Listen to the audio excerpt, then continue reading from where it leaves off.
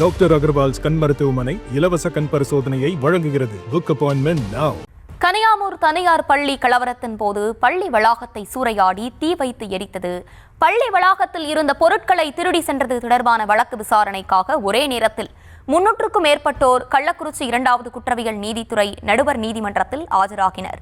இதுகுறித்து கூடுதல் விவரங்களோடு இணைகிறார் எமது செய்தியாளர் சிவபிரகாசம். சிவபிரகாசம், வணக்கம். விரிவான விவரங்கள். வணக்கம்.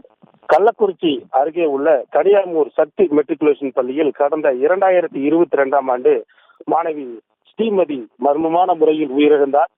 இதனைத் தொடர்ந்து ஜூலை மாதம் 17ஆம் தேதி நடைபெற்ற போராட்டமானது கலவரமாக மாறி பெரும் வன்முறையாக வெடித்து பள்ளி முழுவதும் சேதப்படுத்தப்பட்டது. இது குறித்து சிறப்பு புலனாய்வு குழு போலீசார் விசாரணை மேற்கொண்டு வருகின்றனர். இந்த விசாரணை அடிப்படையில் இந்த பள்ளி கலவரம் தொடர்பான வழக்கு கள்ளக்குறிச்சி குற்றவியல் நீதித்துறை நீதிமன்றம் எண் 2இல் நடைபெற்று வருகிறது.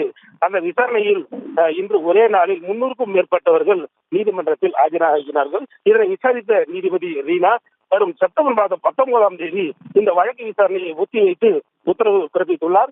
கள்ளக்குறிச்சி நீதிமன்றத்தில் ஒரே நேரத்தில் 300க்கும் மேற்பட்டவர்கள் கனியாமூர் கலவர வழக்கில் ஆஜரானது அந்த பகுதியில் பரபரப்பை ஏற்படுத்தியது.